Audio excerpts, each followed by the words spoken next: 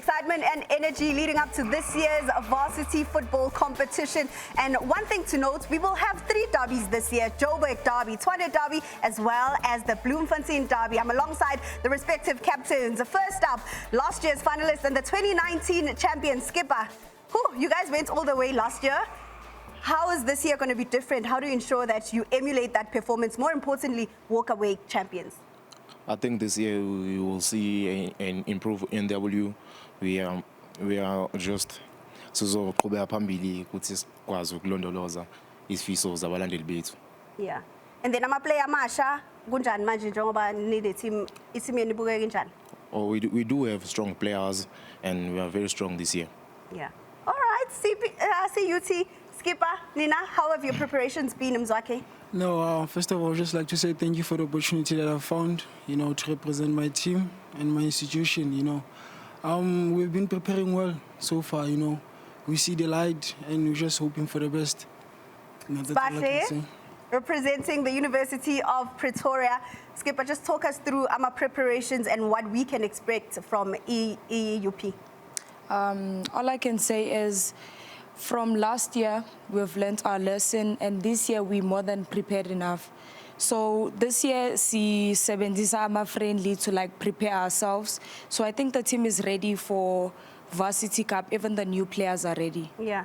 Okay, and Tabi saying from Wits, I mean, this is the one trophy that Wits hasn't won. Is this the year that you guys clinched it? Yeah, I feel like this year we're going to try hard. So we came with the mentality, this is not just a tournament. We are here to participate and also compete. So we're looking forward to this tournament. Your thoughts, Ntabiseng, on your opening fixture?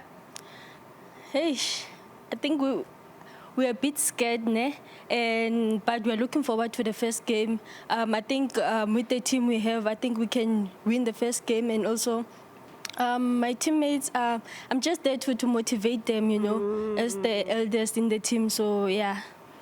Thabiseng and her team will open up their fixture against CPUT. Let's remind you of what transpired in 2024, where the final took place in the Northwest Province, where UWs walked away winners, beating the Eagles in a penalty shootout. It was an exhilarating final. Take a look.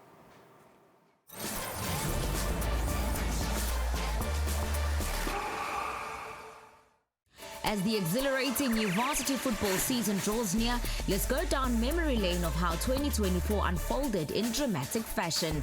The men's tournament exploded into action on the 25th of July. Reigning champions TUT were out to defend their crown, but were held to a draw against UWC. However, the match of the night belonged to UFS, who stunned Northwest University with a 3-1 win. In round 2, VUT turned up the heat and stunned Tshwane University of Pretoria with a 4-0 hammering. In the 4th round, Amatax continued to impress as they retained their position at the summit of the table. Meanwhile, UWC and Mavuti both registered victories. Round 5 became a defining week as UWs emerged as title contenders after toppling Tuks for the #1 spot on the table. After dramatic group stages, Tuks, Eagles, Gofsies and UWs all progressed to the semi-finals. It was entertainment galore as UWC knocked out Tuks, whilst Northwest University crushed UFS 4-0 to book a place in the finals. It was an ending for the ages. After an enthralling 1-1 draw, UWs clinched the title with a 8-7 penalty shootout. NWU's Riatlekile Khosi Tebe was named the player of the tournament, whilst UWC's Leandro de Sosa picked up the Golden Boot Award with 6 goals. UWC walked away with a double triumph in both the ladies and the men's competition.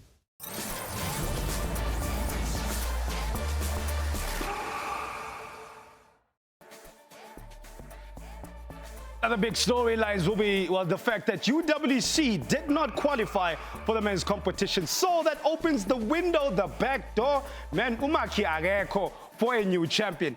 TUT, as you see, the names always pop up, but will it be the year of the TUT? Always slow starters, but finish off quite strongly. University of Johannesburg returning back into the mix alongside Wits as well.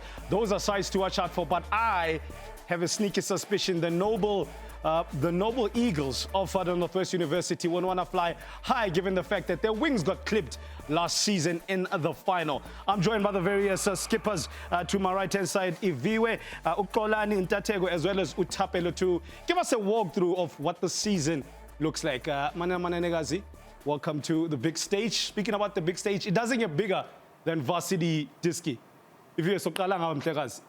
Most looking forward to what exactly in the season of 2025? The season of 2025, we have the exciting squad because we have our players Africa to the ground. So we're just excited to get it up and going for the season. How many goals am I expecting from you this season? 12? For me? Yeah. I'm a defender. No, I know, but you still can. Modern day defender needs to score now. That's up to the Lord's work. I'm just there to do the Lord's work. Yes, yeah. X, from the defense and over to you, how are you guys going to be approaching this? Because pressure, the province of KwaZulu has not really had sharpness in terms of the spear and the shield. So tell me, what is DUT going to do differently that the likes of UKZN could not do? Sawana Puti. Hi everyone. This is Xolani Mkhonza, DUT captain, as you mentioned. I think this year there's not much pressure compared to last year. So I believe we're going to do better, given that we have so much experience, unlike last year. So I believe the boys are ready and they know what to expect from the opponents. What you expect is a team that is always there and thereabouts when the medals are being handed out. Bushi Muloi, this is his competition. One of two coaches that have won this multiple times. That's your opening fixture. You know where I'm going. Tell us, how are you planning for that? Are you nervous, like Benny McCarthy once said? 3 points. I like the 3 points. Yeah, okay, 3 points. Quite confidence. Tatego, speaking of Tshwane University, we were there not so long ago for the Ekasi Champ of Champs, but now Varsity Football, the ladies, you guys have dominated this thing for a number of years. But Evil Yachig. So what has been, firstly, the secret of all that dominance? And then number two, recently hasn't gone the way Libatlanga. How do you guys fix it? I feel like this year's squad, it's much better. We are ready to fight. I think like this squad, we are very hungry for this. We're just going to take one game at a time. As we are introducing new players at the team, it's not easy to build a team because in most cases we lose some of the players because some of the players, they don't qualify. Some it's because of age. And I can clearly say we can like go back to our winning days as a champions. This is our chair and we are ready to go back to the chair. I understand you. Tina, you're a guy who have faced that we've seen quite a number of seasons. For the University of Johannesburg, you guys were not part of proceedings last season. I'm sure Nolubu Tokuman, watching from home, seeing UWC, TUT playing, what kind of motivation and ambition is burning in the UJ setup this year? Puda. It was quite a daunting season for us last season, not being part of the Varsity Football edition. It was set for the players, for the coaches, and the whole Orange community at large. But I think what that helped us with was give us time to introspect and to look at ourselves, try to fix our mistakes. And I think we used that as fuel going into this year's edition of Varsity Football. And like all the tournaments we go into as UJ Football, as the culture that we implement, we are going into this one to win it too. Now, I like that. She mentioned a really good part about the changes, the personnel changes and personal changes that happen throughout the season. I mean, a little birdie told me that if you as a personal trainer away from the football field, will confirm that, sir. So in terms of adapting to change, I know you guys won the 2024 USA Games.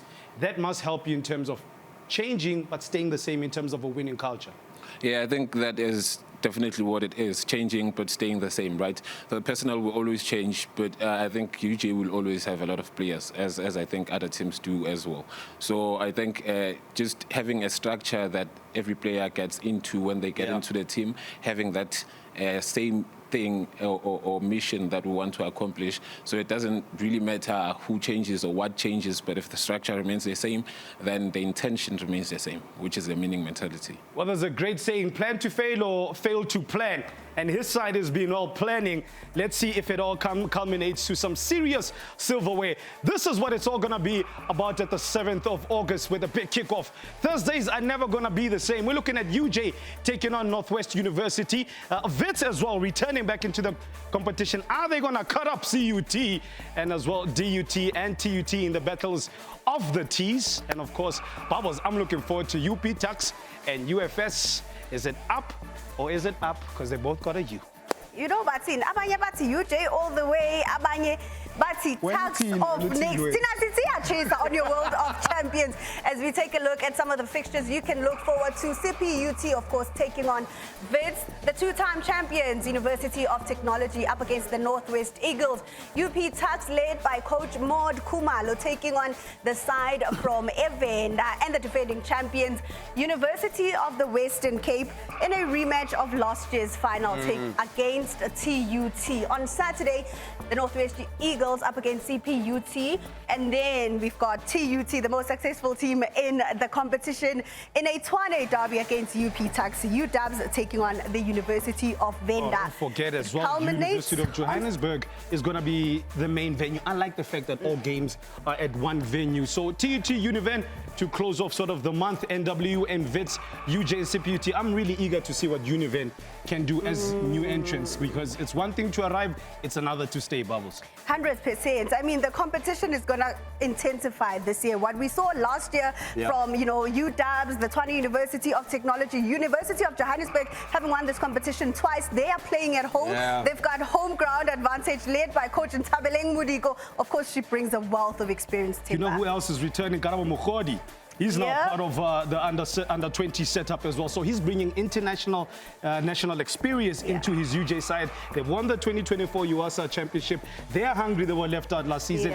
And the gate is wide open for a new champion. Bubbles, when I mean, I'm going to be tuned on your World of Champions because I want to see who's going to walk away, you know, as the winners of the 2025 edition of the Varsity Men's Football, as well as the Varsity Women's Football. Your World of Champions brings you all the action. Thank you so much to all our guests. That hashtag throughout the competition, iyachesa.